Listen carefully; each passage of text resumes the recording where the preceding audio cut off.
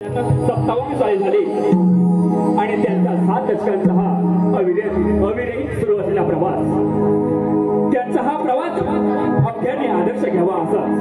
कारण सकाळी स्थापन झालेली मंडळे संध्याकाळी बरखास्त होताना पाहिलेले आहोत आपण. पण श्री कोंडवाडी हनुमान मंडळासारखी काही मंडळी याला अपवादच असतात. इथे हनुमंताची कृपा आणि वाडवडिलांची पुण्याई 75 उभाट्यांचं हे मंडळ म्हणजे एकीचे घरटेच. लहान तो अवघी तरुणाई आणि मंडळातील महिला वर्ग एकजुटीने या एकीच्या वाटेवर चालत आहेत. ज्या मंडळाला 68 वर्षाचा इतिहास आहे आणि जितीच्या प्रमाणे भविष्य आहे. धार्मिक कार्याची ओढ आहे आणि एकात्मची जोड आहे. लोककलेची आस आहे आणि सामाजिक विकासाचा अभ्यास आहे.